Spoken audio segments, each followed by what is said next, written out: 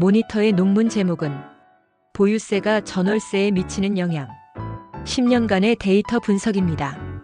데이터는 명확해. 장기적으로 보유세 부담은 임차인에게 전가될 수 있지만 현실의 전월세 상승폭 전체를 설명하기엔 부족해. 전가율은 생각보다 낮아. 같은 시각 직장인 수진 씨는 통화 중이었습니다. 이번에 전셋값도 올랐대. 집주인이 보유세 때문에 어쩔 수 없다네. 결국 세금은 우리 서민들이 다 내는 거라니까. 모두가 그렇게 말하잖아. 이게 현실이지. 경제학자가 수진 씨에게 자신의 연구 결과를 설명했습니다. 데이터는 일반적인 생각과 다릅니다. 전가 효과는 체감만큼 크지 않아요. 수진 씨가 반문했습니다. 하지만 집주인들은 세금 때문에 전셋값을 올린다고 말해요. 그리고 실제로 전셋값이 오르는걸요. 통계가 현실을 설명해주지 못하는 거죠. 경제학자는 공감했습니다. 맞아요. 기대와 인식의 차이가 중요합니다. 사람들은 정책이 가져올 변화를 미리 예측하고 그 예측에 따라 자신의 행동을 바꾸죠. 이것을 경제학에서는 루카스 비판이라고 합니다. 사람들이 과거 데이터만으로 정책의 효과를 예측하지 않고 정책 변화 자체를 보고 행동을 바꾸는 현상이죠. 보유세 인상, 전월세 인상이라는 공식은 사람들의 강력한 기대와 인식으로 인해 실제 데이터보다 훨씬 더 큰 심리적 효과를 만듭니다. 중요한 건 데이터 너머의 사람들의 마음을 읽는 것입니다. 정책은 통계로 시작하지만 사람들의 기대를 관리하는 것으로 완성되죠. 앞서 얘기는 보유세 전가 논쟁을 루카스 크리틱으로 해석하다 데이터와 인식 사이의 괴리라는 주제를 상징적으로 그려본 것입니다. 보유세의 정책 목적은 두 가지입니다. 첫째, 자산 불평등 완화. 둘째, 부동산 투기 억제. 그런데 문제는 이 세금이 임대료로 전가되는가? 라는 질문이죠. 학계 연구는 대체로 전가율이 제한적이라 말합니다. 그러나 일반 국민의 인식은 세금은 결국 세입자에게 간다고 생각합니다. 이 괴리를 어떻게 이해해야 할까요? 먼저 연구 결과를 살펴보겠습니다. 주요 실증 분석 결과들은 대략적으로 임대인이 세금의 3분의 1만 임차인에게 넘기며 단기에는 전세금이 일부 상승하지만 장기적으로는 시장 경쟁으로 중립화된다고 봅니다. 임대시장의 경쟁 구조상 세금 전가율이 100%에 도달하기 어렵다는 것이지요. 또한 종합부동산세 강화는 주로 고가 자가 보유자 대상이므로 임차시장 전가 효과는 제한적이라고 합니다.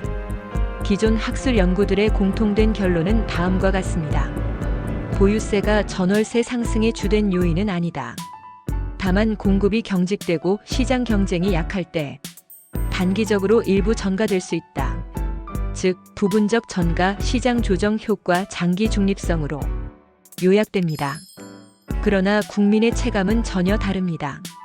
여론조사를 살펴보면 응답자의 상당수는 보유세 인상이 전월세 상승으로 이어진다.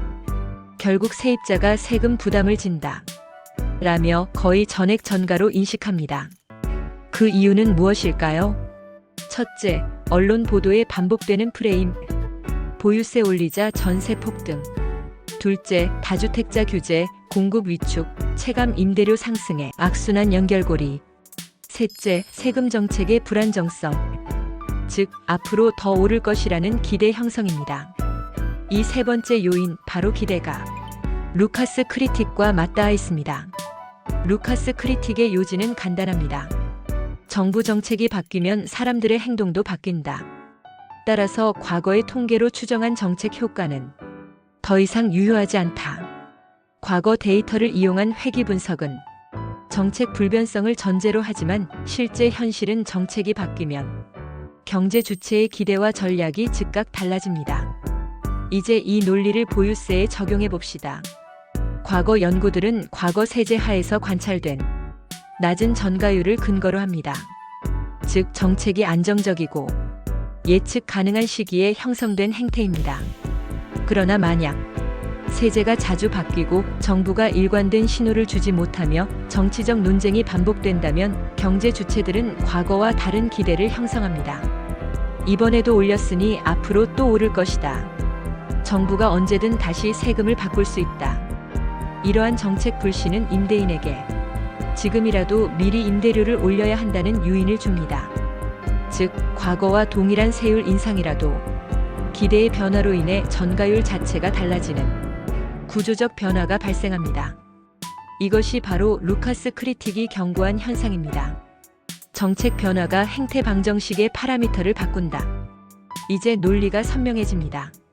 학술 연구는 정태적 모형에 기반하여 전가율은 과거 평균적으로 낮았다. 그러나 일반 국민은 동태적 기대를 반영하여 앞으로 더 오를 것이라 판단한다. 즉, 두 집단은 서로 다른 기대 체계 안에서 작동하고 있는 것입니다. 학자들은 데이터의 평균을 보고 국민은 미래의 불확실성을 봅니다. 이 괴리는 사실 정보의 차이가 아니라 정책 신뢰도의 차이에서 비롯됩니다. 이제 정책적 시사점입니다. 루카스 크리틱은 세 가지 교훈을 줍니다. 첫째, 일관된 정책 신호. 세율 조정이 빈번하면 행태 파라미터 자체가 변합니다. 따라서 장기적 로드맵 제시가 중요합니다. 둘째, 기대 관리.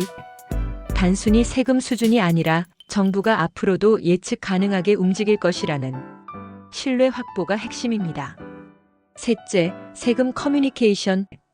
세율 인상의 목적과 사용처를 명확히 설명해야 보유세, 임대료 인상이라는 인식의 고착화를 줄일 수 있습니다. 정리하겠습니다. 보유세의 임대료 전가율을 둘러싼 논쟁은 경제학적으로는 부분적 전가, 정치 경제적으로는 기대의 전가 문제입니다. 루카스 크리틱이 말했듯 정책이 바뀌면 사람들의 기대와 행동도 바뀝니다. 결국 세금의 경제 효과는 세율이 아니라 신뢰의 함수입니다. 따라서 보유세 논쟁의 진정한 해법은 세율 문제가 아니라 정책의 예측 가능성과 일관성을 높이는 것입니다. 이상입니다. 감사합니다.